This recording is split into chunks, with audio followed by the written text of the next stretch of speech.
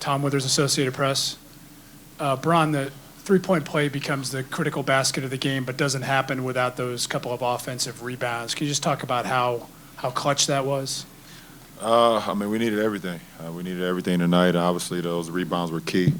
You know, after I missed a pull-up, I think Swish ran one down, Kev ran one down. Obviously, Double T was on the glass all night. So we needed all the second chance baskets that we had, all the extra possessions, starting with this guy to my right. LeBron, Kenny wrote a WHBC radio in the back. Early on, you dominated, you gave up the lead, and then you were able to come back and win. What was working early? What went wrong, and how did you guys correct it in time?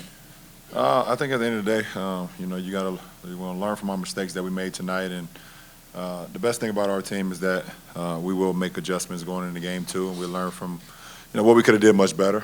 We played a okay game. I don't think we played to our standards, obviously giving up that lead in the third quarter, but you know, the first game is always kind of a fill out, and you know, we look forward to the challenges of Wednesday.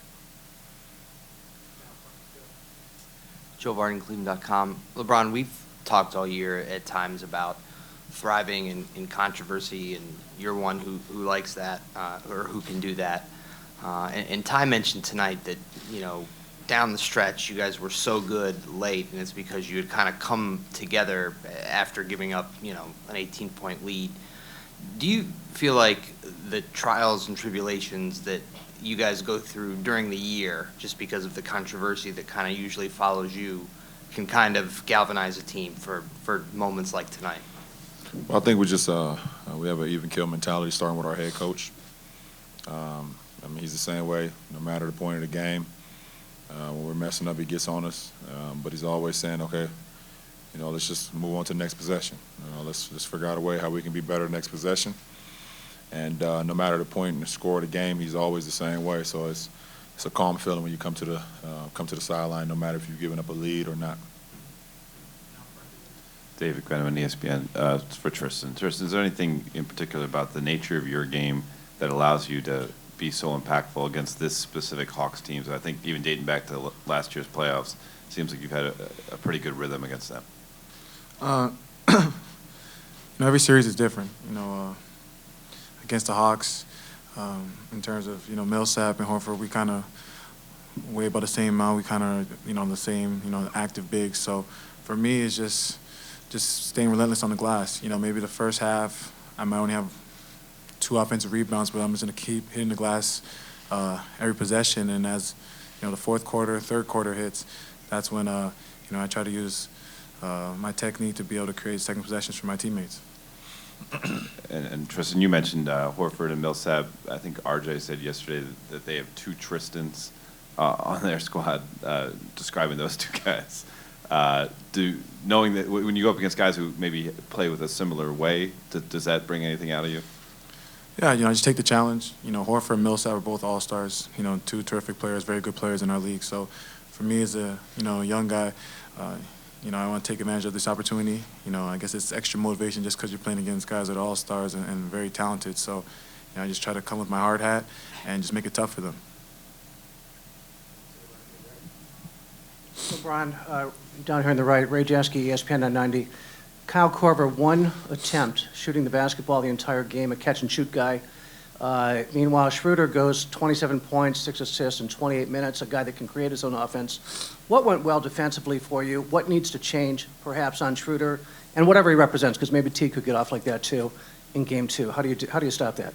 Well, I mean, it's a game in between the game that people don't see. We have a scouting report, and we followed that scouting report for 48 minutes. But we're all professionals, and guys make shots, and things happen in the course of the game, which is okay. So, you know, Schroeder hit some big shots tonight. He played exceptionally well. But we followed the game plan that our coaching staff gave us, and it gave us the best possible chance to win with him or with T going in the future, and with, you know, with Kyle Korver. So, you know, throughout the course of the game, our coaching staff will always continue to make adjustments, which we did late in the game, and was able to get some stops and build the lead back up. But we go in with a game plan, and it's up to us to follow the game plan that the coach set out for us. LeBron, Chris Fedor, Cleveland.com. The Hawks went up 1 late in the game. You guys finished on a 17-5 run. What did you like best about the way that you closed it? We just kept our composure. After Horford hit the running jump hook in the lane to give him a 1-point lead, we just kept our composure. Obviously, Swish had a difficult three, but that's his shot, and he nailed it. And from that point on, we just try to continue to get stops. We was able to get another stop after that, and I think I was able to get the and one from the feed from Kyrie, and just keep going from there. So, just like I said, our coach and our coaching staff are very even keel, and we just try to stay in the moment, and we was able to do that. Helen from LV China. LeBron, Kevin grabbed 8 rebounds in the first half, but did not shoot very well. And in the second half, you tried to get him involved offensively. You found him 2 times in the corner, and he made the 2 threes.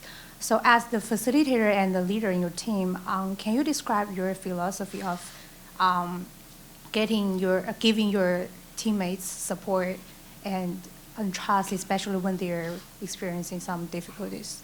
Well, at the end of the day, Kev didn't shoot the ball exceptionally well, but he was getting great looks.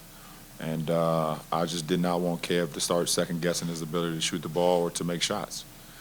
So for me as a facilitator, one of them on the team, it's my job to get guys involved. And obviously with Kev being a big piece of our puzzle, it's even more my job to get him involved and get him some touches. And, it was great to see the ball go in for him in the second half.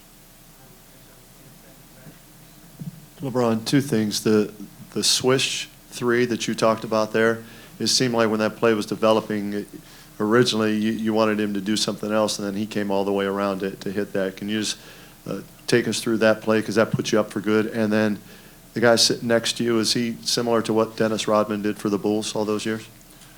First of all, the first question, we had a set play, and Swish was out of position to start the play, so I just tried to put him in position where I felt like we can execute it best, and it resulted in us getting the 3 going up, I think 90-88 at that point.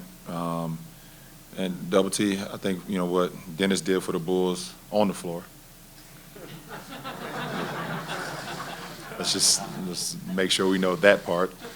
Double T does for our team, just giving us extra possessions, defending guys that's sometimes bigger than him, defending guys that's sometimes smaller than him. We know that every night that he's going to give us everything that he got. And a lot of it sometimes doesn't show up in the box score, but what he does on the glass is huge for our team.